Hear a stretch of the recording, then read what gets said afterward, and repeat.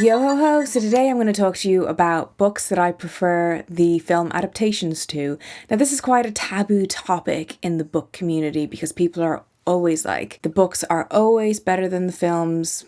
But honestly, there are a few exceptions. Let's be real here, people. So I'm going to talk to you about some books that I prefer the films to, or I like just as much as the films. Anyway, we'll get into it now, shall we? So the first one is One Flew Over the Cuckoo's Nest by Ken Kesey.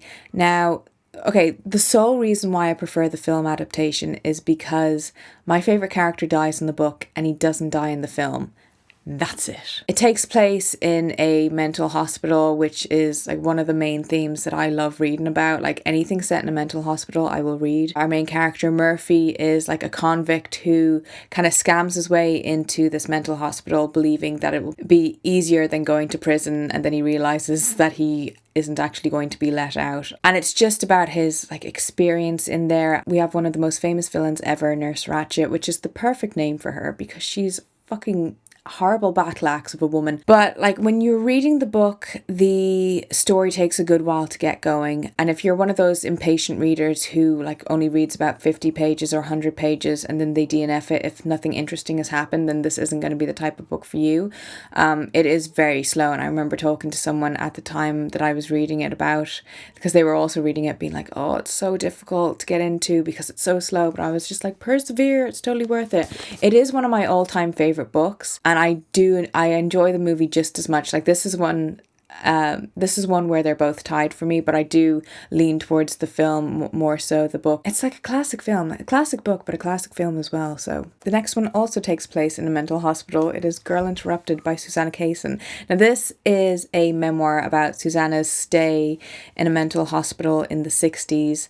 And I feel like it just worked way better as the movie. Now, the movie is fluffed to death because, it's Hollywood and they have to fluff a story to make it interesting to viewers. So, for example, Brittany Murphy's character isn't really in the book. She is mentioned at the beginning of the book, but Susanna Kaysen doesn't really know her. The whole breakout scene never happened. I read this when I was 15 or so, and I just found it a bit anticlimactic and a bit underwhelming. But then again, I did see the film before reading the book, so that could have me ruined. I thought it was going to resonate more with me than it actually did. But then again, it's just Susanna Kaysen was diagnosed with a personality disorder, and that... out of a lot of all the mental illnesses, personality disorders don't interest me as much. Reading it, you wouldn't think that it would make a good movie. Thankfully, someone saw the potential there and made it into a fucking fantastic, completely rewatchable film. I do much prefer the film to the book, I have to say, unfortunately. And the next one is a really predictable one, and I feel kind of bad having it on the list because it is just that predictable. But it is High Fidelity by Nick Hornby.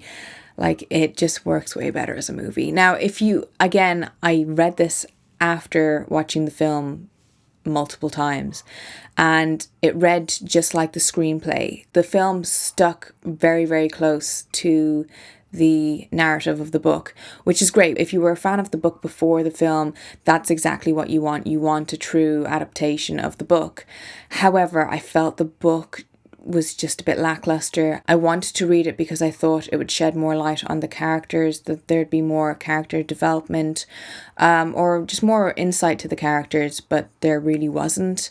And I just kept imagining John Cusack and Jack Black. Word for word, for even the dialogue, it is just pulled from the book and put straight into the movie. So it was an enjoyable experience reading it, but then again, it was because I've experienced it so many times before. I did find it kind of boring. So next is another horribly cliche book. I just keep picking them out. I just can't help myself. I'm just so common. It is Misery by Stephen King. Now, okay, the book is way more hardcore than the movie, and the book sheds a lot more light on the story of Misery, because that is something that's quite interesting. And it does, I know it did annoy me at the beginning, but you do kind of get into it, where this book is about an author who is in a car accident, and his biggest fan happens to dig him out and rescue him. She nurses him back to health, you know. She holds him hostage and makes him write for her. But what's interesting about the book is that you get to read the misery chapters, whereas like in the film, you don't really know much about the misery story or what Paul Sheldon's writing for Annie. In the book, you actually get to read the chapters. So like at first you're like, oh, this is really irritating how it's jumping from the main story to a completely different story that one of the characters is writing. But you do kind of get into it, and at a certain point it stops and you're like, oh, come on, I was just getting into that. Like, you kind of feel like the rug's pulled out from underneath you. But Annie is way more hardcore in the book. Like, I'll give you that. Like, the film is, like, again, it's another one that's completely rewatchable for me. I didn't know what she was actually, like, the actual, you know, the whole leg breaking thing in the film. And got shit on what she actually does in the book. Like, oh, she goes for it. Like, she full blown goes for it. Like, it's awesome. Like, it's class. And I'd recommend the book to you if you don't know what she actually does to him. But this is one where I like them both equally. Like, there's not one that I prefer. They're both on the same level for me. And the last one is one I kind of feel bad about. But again, it's one that I like equally, so I'm not going to feel bad about it. It is Ghost World by Daniel Clowes. Now, I love this book. Like, I loved it. I read it when I was a teenager and it made a really big impact with me. Like, I could really relate to Enid and Rebecca both equally. This is a story about like two girls who've just graduated high school who are kind of in the midst of deciding what they want to do with the rest of their life. Rebecca is like really focused and she immediately gets a job. She's very motivated and excited about being a grown-up and being out on her own and being independent. Whereas Enid, she wants those things as well, but she's still immature and she still just wants to kind of goof around. She doesn't really understand why Rebecca suddenly turned so serious and things like that. And I love the film. I only watched the film recently, which is kind of crazy. Like, I'd watched half of it like years ago and I never, like, I had to go out and do something and I never got around to watching the second half.